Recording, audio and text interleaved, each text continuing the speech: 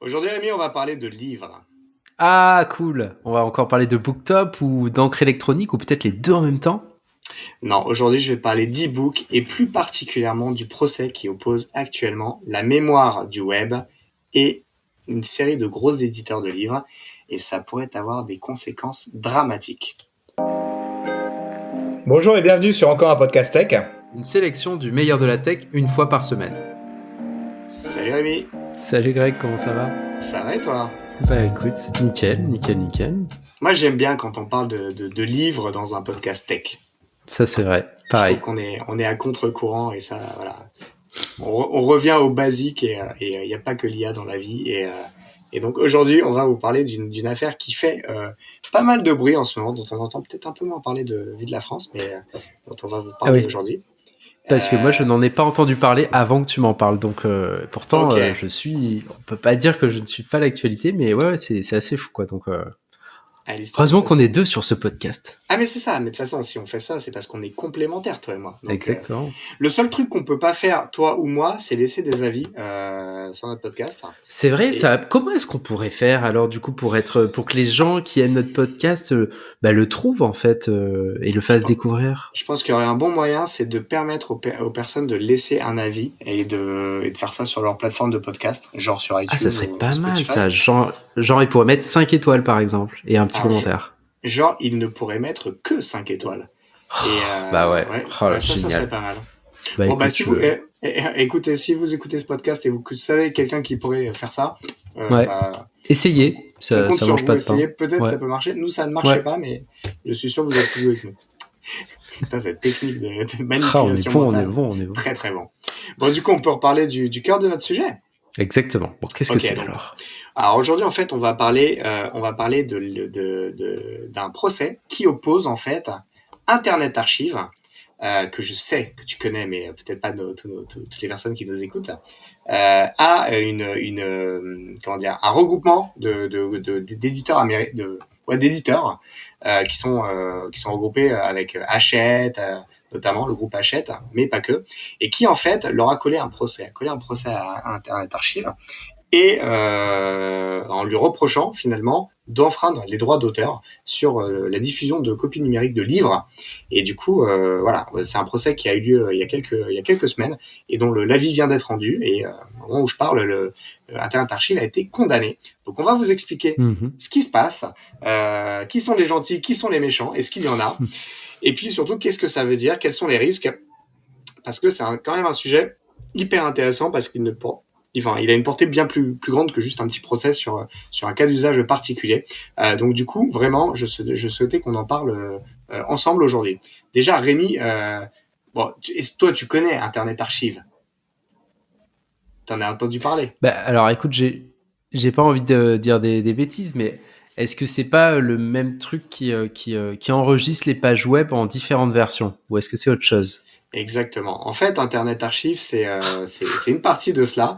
C'est qu'en fait, c'est un projet qui est né en 1996. Donc, tu vois, à l'échelle du web, alors déjà, c'était C'est au siècle énorme. dernier, mais c'était Ouais, au siècle dernier. Et en ouais. fait, l'objectif vraiment de ce projet, c'était de préserver finalement tout le patrimoine numérique. Voilà, et se dire qu'il y avait une notion d'archivage, tout comme il y en a dans les bibliothèques, on archive des livres très anciens pour en garder une trace. Bien en fait, c'était un peu l'objectif pour le numérique de Internet Archive, donc garder une trace dans le temps de tous les supports numériques. Qu'est-ce qu'il y a? Non, d'accord, Ah, ouais, pardon. j'entends. Et du coup, en fait, voilà, ça c'était le projet initial, et puis ça s'est pas mal développé finalement. Comment dire, ça s'est pas mal développé dans les années qui ont suivi. Et puis ils ont créé plein de side projects assez intéressants, notamment celui dont tu parlais, qui est connu sous le nom de Wayback Machine, et qui en Ouais, fait c'est ça. c'est une machine à remonter le temps. C'est la seule que je connaisse moi. Si à Google Photos, remarque. Mais en tout cas, l'objectif de Wayback Machine, c'est de revenir dans le passé du web. C'est-à-dire que tu peux voir des copies d'écran de sites internet depuis leur création. Et en fait, c'est un site qui va prendre plus qu'une photo, il va vraiment capturer une page web à un instant T et il va le faire ça plusieurs fois par mois, et donc tu vas pouvoir voir l'évolution. Donc si tu veux voir l'évolution de la page d'accueil de Yahoo, ou du moteur de recherche de Google, etc., en fait, tu vas sur Wayback Machine, qui est un sous-domaine de Internet Archive, et donc eux, ils ont carrément le lien qui te permet de taper une URL et de voir en fait tous les moments où l'URL elle a été capturée par cet archiveur, et voir à quoi ressemblaient les sites, quels étaient les sujets d'actualité, etc. Il y a X mois ou X années. Donc voilà, c'est pas un sujet qui est facile, puisque on a en permanence de nouveaux formats qui évoluent, mais vraiment voilà, la mission de ce projet, elle a pas changé depuis longtemps. Et puis finalement, il y a eu d'autres projets qui ont été menés, et c'est là où on va rentrer dans le vif du sujet. Ouais, vas-y. D'ailleurs, juste le week-end approche bientôt. N'hésitez pas à aller jeter un œil. C'est vraiment super marrant d'aller voir les vieilles versions pour en France, la Fnac, Le Monde, des sites de journaux, des sites US, Facebook par exemple. C'est assez rigolo parce que on voit la différence qui a été parcourue. Je pense notamment à Amazon, qui on a toujours l'impression quand on va sur ce site que c'est horrible, on sait pas comment ils font pour marcher, quoi. Et en fait, ça a quand même vraiment, ça s'est beaucoup amélioré depuis le temps, quoi. Donc c'est assez rigolo. Voilà, allez vous promener un petit peu dans le passé. D'archéologie qui est rendu possible par cette solution. Hein. Et effectivement, elle s'est créée assez tôt dans l'histoire d'Internet, 96. Moi, mes souvenirs de premières utilisations d'Internet, ça devait être dans ces années-là, à peu près. Pareil, Donc c'est quasiment apparu avec le web grand public. Et du coup, voilà, c'est une richesse. Tu vois, si ce truc-là avait été inventé maintenant, on aurait perdu énormément de. Et là, en fait, la force de ce projet, c'est qu'il est né presque avec Internet, quoi. Ouais. Donc du coup, c'est génial, c'est hyper important comme mission. C'est vraiment un service public qui est rendu avec ce projet. Et puis ils ont développé d'autres projets. L'idée, c'est toujours vraiment de garder des archives, et donc ils en ont quelques-uns qui sont intéressants, comme The Pellinger Archive, qui est une collection de films et de livres historiques. C'est aussi eux qui archivent des collections de jeux vidéo et de logiciels qui aujourd'hui ne sont plus distribués ou plus compatibles. Donc tu peux retrouver des archives d'anciens jeux de vidéo dont les consoles n'existent plus aujourd'hui et que tu peux faire tourner via des émulateurs. Eux, vraiment, leur mission, c'est de garder une trace de ce patrimoine, en fait, artistique et numérique. Donc voilà. Et puis, il y a le projet dont on va parler aujourd'hui, qui est le sujet, qui est l'Open Library, qui est finalement un catalogue de livres. Donc, c'est des livres que tu peux, en fait, louer en ligne, tout simplement. Et c'est un peu l'objet de notre histoire aujourd'hui, puisque c'est l'objet de la disgrâce. Voilà, donc on va rentrer dans le vif du sujet. Donc cette Open Library, elle existe depuis un moment. Hein. Elle existe, je crois, j'ai plus l'année de naissance, désolé. Mais en gros, c'est vraiment un projet qui a vécu il y a quelques temps. Et au moment où il y a eu la pandémie, en fait, du coup, Internet Archive, ils se sont dit, on va du coup rendre cette ressource. Donc auparavant, comment ça fonctionnait cette librairie? C'était finalement, tu pouvais louer un livre sans problème, et il fallait juste finalement te connecter, te mettre sur une liste d'attente, et puis comme une bibliothèque finalement physique, tu devais pouvoir après prendre possession d'un livre pour une durée déterminée, et puis après le libérer. Et jusqu'ici, ça allait. Ils avaient des droits qui couvraient ce type d'usage, et c'était OK. Le problème, c'est qu'en fait, avec le confinement, il y a eu la fermeture des bibliothèques, et en fait, vraiment dans sa culture un petit peu de service public, l'Internet Archive s'est dit, on va ouvrir notre bibliothèque, donc l'Open Library, on va vraiment l'ouvrir à tous. Et donc, ça mettait à dispo 1,5 million de livres électroniques gratuitement. Notamment des œuvres qui étaient protégées par les droits d'auteur. Pourquoi ? Parce que ils disaient les librairies ne sont plus ouvertes, donc ça veut dire qu'aujourd'hui les gens, s'ils veulent lire des livres gratuitement, c'est plus possible. Il faut acheter des livres sur Amazon ou autre, en format électronique ou pas, mais en tout cas l'accès aux livres n'est plus garanti gratuitement. Donc nous, en fait, on ouvre les vannes et on permet à chacun finalement de pouvoir emprunter les livres sans limite. Et en fait, avec un peu limite, c'est Ouais, vas-y. un livre par personne, c'est ça? Ouais, je crois que c'était ça la limite. Ouais. Si je dis pas ça me dit quelque chose, donc ça, je pense que c'est ça. Ouais. Ce qui est assez marrant pour du numérique, mais. Et en fait, ce qu'il disait, c'était que voilà, il rendait un service, sauf que ça n'a pas beaucoup plu cette histoire justement à nos copains les éditeurs, puisqu'en fait, ils se sont assez rapidement emparés du sujet en reprochant finalement à l'Internet Archive de finalement violer les droits d'auteur, et finalement c'était assimilé à du piratage, tout simplement. Donc du coup, en fait, ils n'ont pas du tout apprécié. Donc il y a plusieurs sociétés qui se sont réunies pour attaquer finalement l'Internet Archive. Ouais. Et donc voilà, ça a pas forcément bien plu. Je le répète, c'était pendant le Covid qu'ils ont ouvert ce truc-là, et l'idée c'était vraiment de permettre aux gens de lire, de s'informer, d'étudier tout simplement. Et donc en fait, ça a ouvert pas mal de sujets par rapport aux droits d'auteur, puisque finalement on a un regroupement d'éditeurs. Donc on a Hachette qui était dans le lot. T'avais qui? Attends, je les sais plus sous les yeux. Tac. Excuse-moi, je retrouve dans mes notes. T'en avais 4. Ouais, des gros mastodontes en tout cas. Bon, t'avais vraiment des gros mastodontes qui étaient sur le sujet, et en fait, ils se sont tous mis ensemble pour attaquer Internet Archive par rapport à cette violation du droit finalement de propriété intellectuelle. Donc ça, en fait, il y a eu un procès qui s'est tenu il y a quelques semaines, et dont finalement les résultats sont tombés il y a quelques jours, et dont en gros, ce qui s'est passé, c'est que les éditeurs ont réussi à faire condamner Internet Archive. Donc ce que disait en fait Internet Archive, leurs arguments, c'était que en fait nous, de toute manière, on encadrait le prêt de ces livres par du fair use. Fair use, c'est en fait un concept un peu juridique, et il faut pas abuser d'une ressource. Donc du coup, c'est l'utilisation raisonnée d'une ressource, et donc alors, je suis pas juriste, mais voilà, c'est quand même c'est un peu ce quand on dit on avait ça avec les forfaits internet à un moment, c'était l'usage en bon père de famille. Je sais pas si tu te souviens de cette formulation. Ouais. Mais même sur les forfaits illimités, c'était ça. Ouais. Exactement. Donc le fair use, c'est un peu ça. C'est en gros, on te donne accès à une ressource et on fait confiance à l'utilisateur pour en faire finalement un usage mesuré.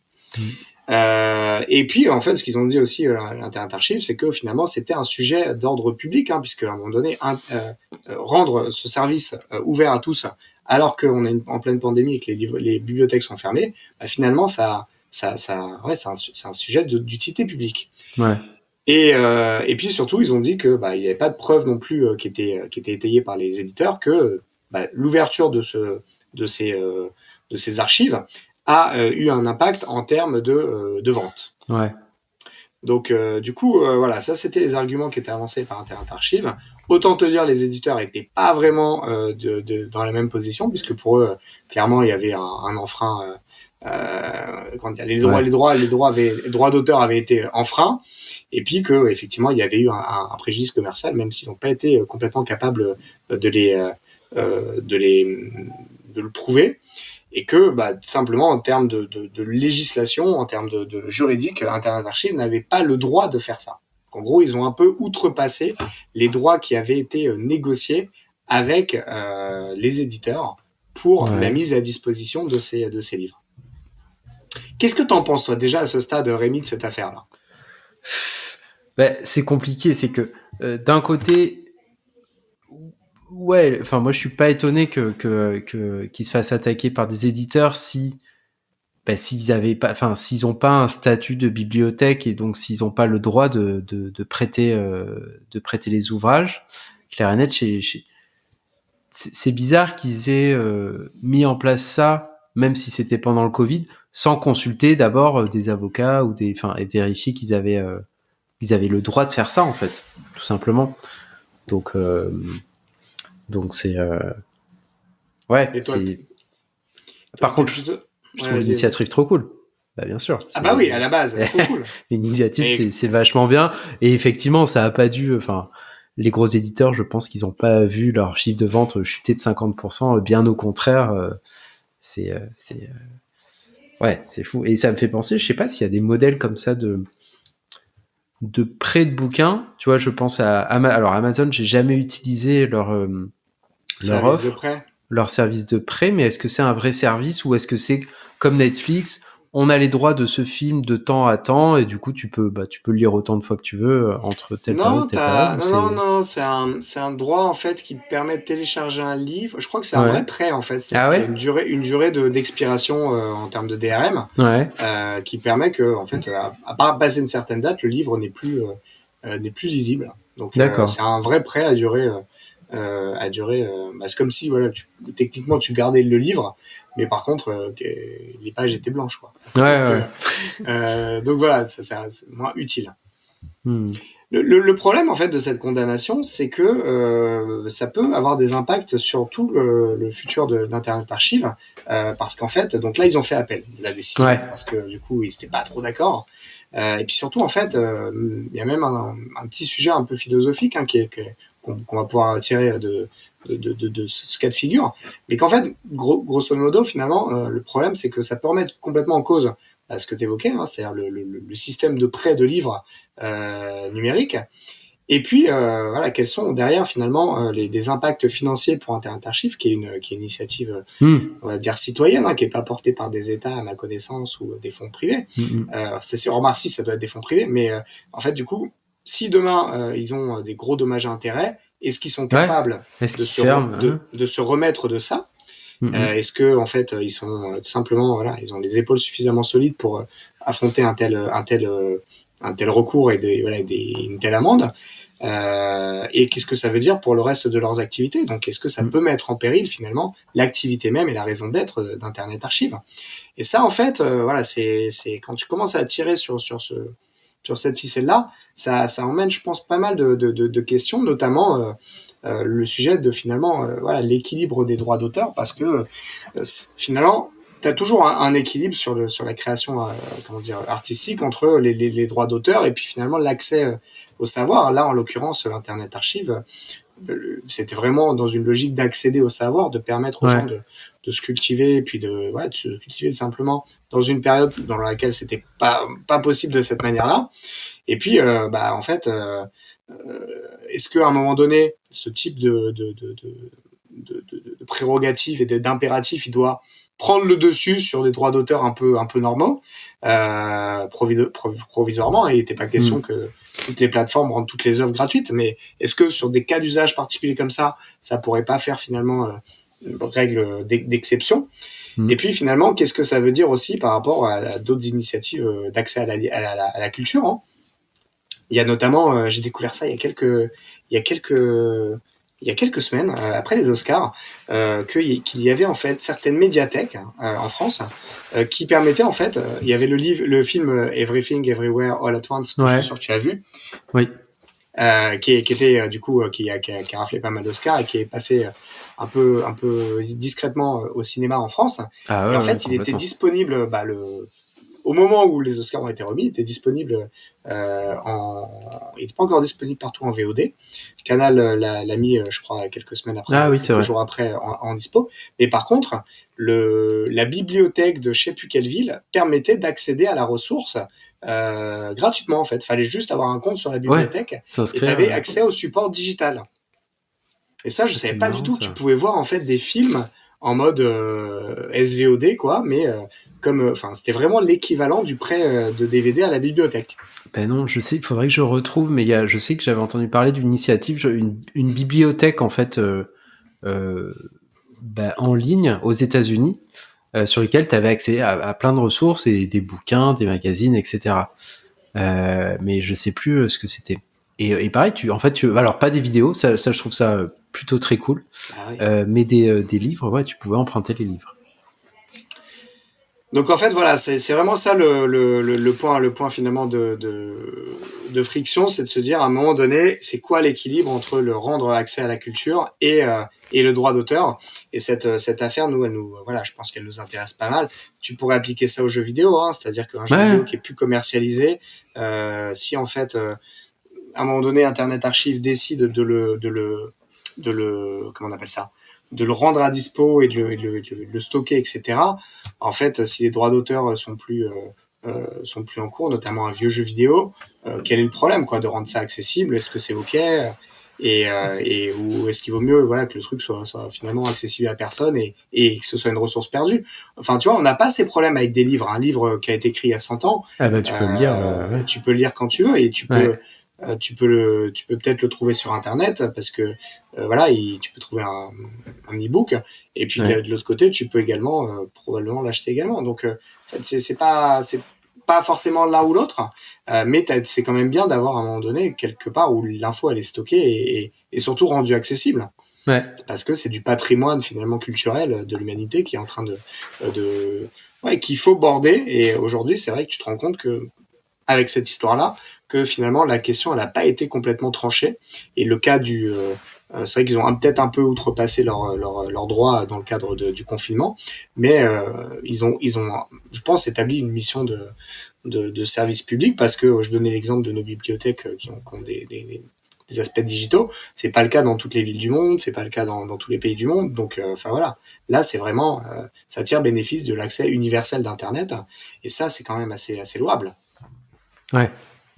Bah écoute, j'ai un super exemple justement sur les jeux vidéo.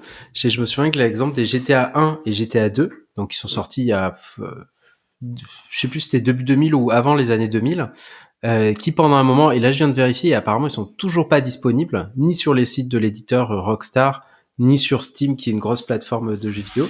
Et du coup, bah, alors pourquoi ça, je sais pas, peut-être que c'est une histoire de droit, etc.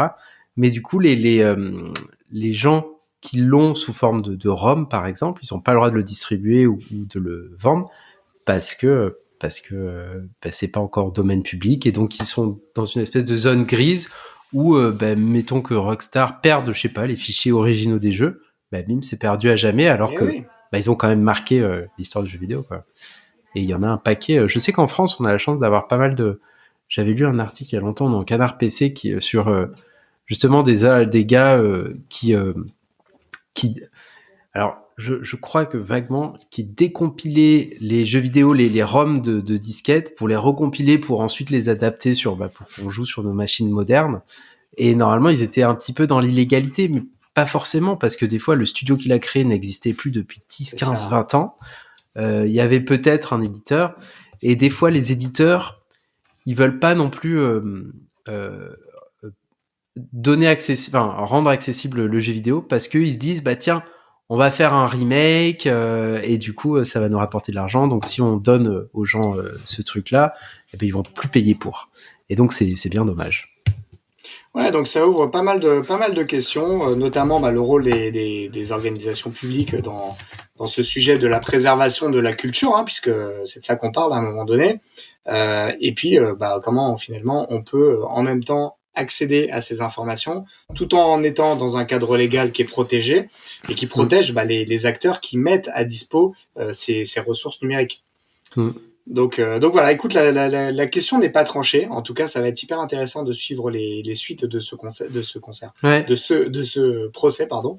Rien à voir avec un concert, parce que voilà, ça, je pense que ça ouvre plein de questions qui n'ont pas forcément été tranchées et qui vont devenir de plus en plus importantes parce que c'est l'histoire finalement ouais, du web, de l'humanité qui est en train de s'écrire aujourd'hui sur des supports digitaux. mm, Et mm. si on n'est pas capable de garantir un cadre sécurisant pour les organismes qui font ce travail d'archives, bah en fait, ça va dissocier probablement ces acteurs-là de s'impliquer là-dessus.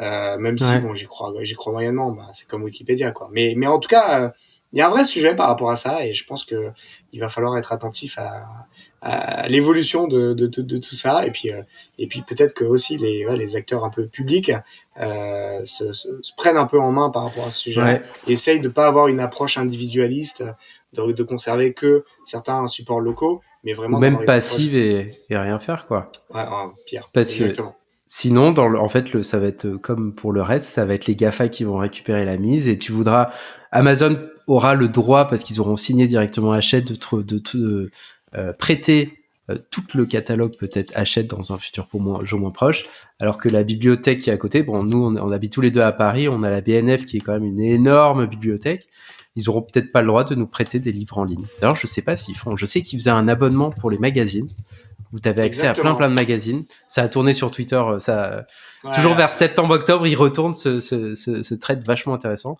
Du coup, l'année dernière, je m'étais abonné et je me suis pas connecté une seule fois, donc bon. Mais je sais pas comment ils réagissent par rapport au prêt de bouquins numériques et vidéos numériques, qui est super intéressant, surtout dans le cas d'Everyday Everywhere At Once, le truc qui vient juste de sortir, tu y as accès. Bah ouais. Là, t'es à Mediatek, c'est quand même cool, quoi. Donc, Tu fais très bien, ça sera le mot de la fin pour moi, mais le sujet des GAFAM, il est pas neutre du tout, hein, puisque en fait Google, ça fait un moment qu'il est sur le sujet, puisque dès 2004, ils ont essayé de lancer Google Books, enfin ils ont lancé Google Books, qui était une initiative qui consistait à numériser manuellement à l'époque des millions de livres pour les rendre accessibles en ligne, et en faisant des deals avec des bibliothèques, avec des éditeurs, pour finalement rendre cela accessible. Mais ça n'a pas été sans problème, puisqu'il y a eu pas mal de controverses avec les éditeurs, et finalement ils ont trouvé un accord. ouais. Mais ça posait ce sujet-là, et puis rebelote en 2011 avec le sujet avec Google Art and Culture, qui a du coup numérisé des œuvres d'art, notamment des tableaux, notamment des monuments historiques, et pour les rendre accessibles de manière numérique sur leur plateforme. D'ailleurs, ça c'est très stylé, Google Arts et Culture. On mettra peut-être le lien dans les notes, et ça permet effectivement d'accéder à plein de ressources et plein de musées en ligne. Ça c'est pas mal. Mais voilà, c'est vrai que le risque, c'est à un moment donné d'avoir des acteurs comme ça qui s'emparent de ces sujets-là, et finalement qui essayent d'avoir le contrôle là-dessus. Et c'est probablement pas le rôle d'un acteur privé, même s'il en a les ressources. Donc voilà, restons attentifs à tout ça en tout cas. Ouais. Bon, super, en tout cas, hyper intéressant comme sujet. Yes, comme d'habitude. Écoute, le droit et le numérique. Le droit et le numérique, vaste sujet. Je te propose de nous retrouver la semaine prochaine, du coup. Avec grand plaisir. Yes. Sur un sujet secret. Secret, comme toujours. Ouais. Ça marche. À plus. Salut, ciao. À bientôt. Merci de votre attention. Si l'épisode vous a plu et que vous souhaitez nous aider, laissez votre avis sur Apple Podcast, car les podcasts, c'est le truc le plus dur à découvrir. Pour recevoir chaque nouvel épisode à sa sortie, abonnez-vous sur encoreunpodcast.tech. Vous pouvez également vous abonner à nos newsletters gregtayeb.substack.com et lebrief.tech.